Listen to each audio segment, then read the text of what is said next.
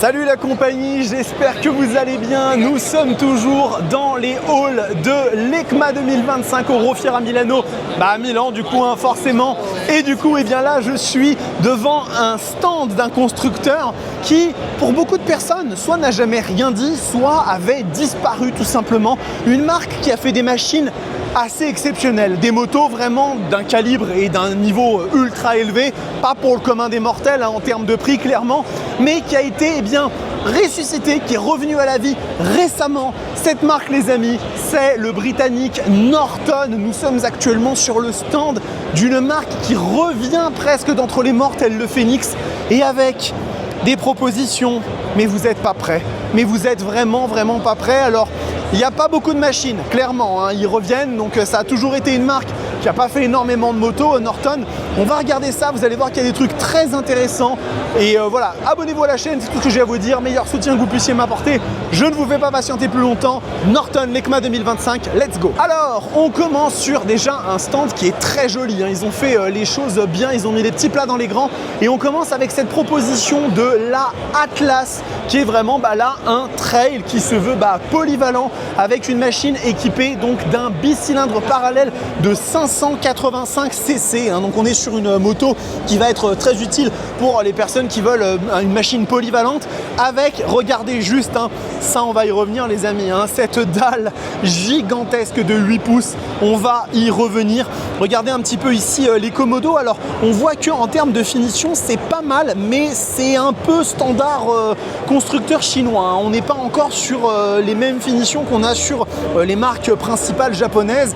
Cela dit, la machine présente plutôt bien. Je ne sais pas si c'est une version finale. Je me dis que c'est pas impossible du tout que ce le soit. Et donc on l'a dans cette version là, et on l'a aussi comme ça avec une couleur un petit peu vert clair, vert d'eau, aussi très jolie. Donc c'est l'une des 3 machines qui ont été proposées par Norton pour sa résurrection. Et après, je vais vous montrer un truc. Vous êtes pas prêts. Et quand je vous dis vous n'êtes pas prêts, vous n'êtes pas prêts. Donc moi je me baladais comme ça dans les halls du stand Norton et je tombe sur ceci les amis. Voici la Manx. On est sur une machine complètement folle. S'il me laisse un peu passer, voilà. Regardez-moi ça, c'est un roadster, donc voilà, des roadsters on en connaît beaucoup, il n'y a pas de problème. Mais là où les choses se complexifient un peu, c'est que déjà dans la ligne, vous voyez que c'est pas tout à fait ce dont on a l'habitude. On est sur quelque chose d'assez fluide, d'assez élégant. On ne cherche pas forcément à être hyper agressif comme on peut le voir sur d'autres motos, d'autres constructeurs. Et surtout là où les choses deviennent très intéressantes les amis, c'est ici. Là-dedans se cache un V4 de 1200 cc. Donc déjà, vous savez qu'on n'est pas du tout en train de se parler d'un petit moteur. Et les chiffres, les amis, les chiffres sont suffocants. La bécane, sort 206 chevaux. Je ne rigole pas, c'est dans les specs. Je vais vous les montrer. Regardez, c'est marqué juste là. 206 chevaux, c'est même 206 bhp, donc ça doit être mettre un peu plus. On est peut-être à 208 au niveau de puissance d'une Ducati Street Fighter V4 de la génération précédente.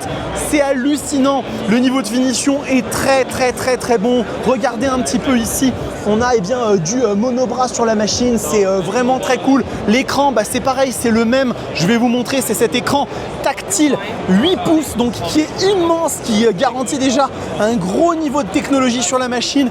Et après, regardez un petit peu ça, regardez ce qu'on a là. Vous reconnaissez ça? Ça normalement, si mes mesures sont bonnes au compas et à l'œil, ça c'est du Brembo High Pure les amis. C'est du délire, c'est juste du délire. La bécane est monstrueuse, très impressionnante. Alors elle n'est pas forcément extrêmement torturée comme peuvent l'être une Super Duke ou une Tuono, mais on est sur des niveaux de performance qui sont hallucinants. Elle est ici présentée en gris très clair, aussi très élégante. Alors vous le voyez, on a de la fibre de carbone au niveau du garde-boue, donc on voit qu'il y a déjà des choses qui ont été bossées. Bien évidemment à l'arrière, on est sur du Pirelli Super Corsa, histoire d'avoir un truc qui grippe bien. Tu m'étonnes, à 206 chevaux, 208, parce que 130 Nm de couple, la machine sort 130 Nm, donc c'est vraiment impressionnant. Et il n'y a pas que ça, puisque vous avez aussi à côté la Manx R, qui est donc la version hyper sportive. Là on peut vraiment l'appeler et la qualifier d'hyper sportive.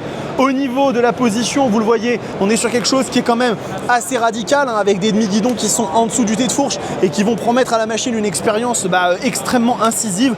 Toujours ce très beau monobras à l'arrière. Et puis en fait un truc que moi j'ai trouvé très chouette, regardez un peu la tête de fourche de la moto, ça vous inspire rien ça? Moi, ça me donne vraiment des airs de Ducati 1098. Et en fait, on aurait eu quelque chose de rond à ce niveau-là. Ça aurait vraiment été la tête de la Ducati, ce qui n'est pas du tout une mauvaise chose, hein. La Ducati 1098, c'est une bécane absolument magnifique. Et vraiment, elle a son identité à elle, tout en fluidité, pas agressive pour un sou, hein. C'est vraiment une machine qui se veut assez fluide. Regardez, hein, elles sont présentées là-bas dans des couleurs qui sont aussi très belles.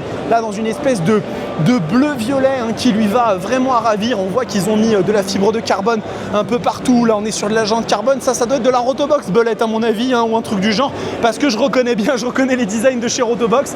Et là, c'est pareil, hein, regardez la Manx avec l'emblème anglais. Vraiment, c'est très stylé ce qu'ils ont fait.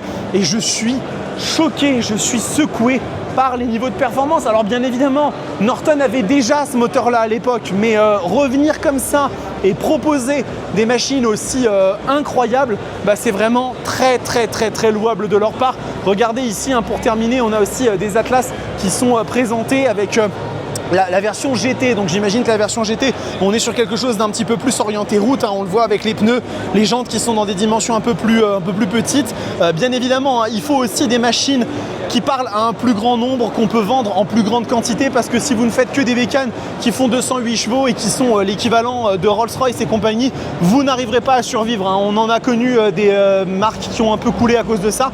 Et vous voyez, hein, même au niveau des étriers, on est sur du By-Bray, on est sur des choses qui sont un peu moins chères, plus accessibles, et j'imagine pour pouvoir aller chercher un public plus large. Regardez, hein, on est sur une identité qui me fait penser un petit peu à du Moto Guzzi. On est sur un truc un peu à mi-chemin, mais il y a aussi un truc qui est vraiment identitaire et unique à la marque, donc je trouve ça vraiment cool. Et regardez, hein, je vous repasse encore une fois le stand. Très impressionnant, le stand comme ça de Norton. Ils ont fait un truc très cool. Donc voilà les amis, c'est pas, comme je vous le disais, c'est pas un stand énorme. Ils ont 3 modèles à proposer, 4 en comptant la Atlas GT. Mais quelle surprise de voir ce phénix littéralement revenir d'entre les morts et puis proposer des bécanes avec des niveaux de performance aussi dinguissimes.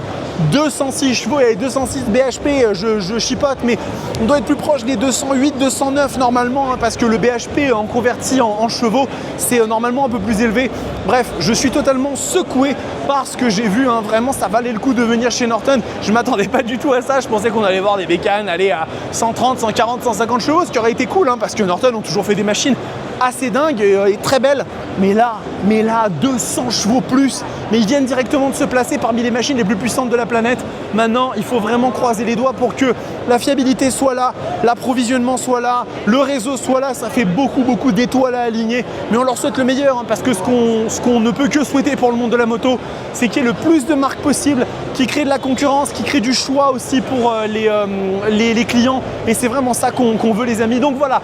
J'ai fini avec Norton. Il me reste encore 2-3 maximum stands à voir. Et puis après, les amis, je vais plier des gaules et rentrer à la maison. Alors, il m'en reste quand même un ou deux bien costauds, notamment BMW. Donc, on va y aller de ce pas. Et en attendant, les amis, n'hésitez pas à vous abonner à la chaîne. Encore une fois, un meilleur soutien que vous puissiez m'apporter. On se retrouve très vite. En attendant, prenez soin de vous, kiffez vos bécanes. Ciao!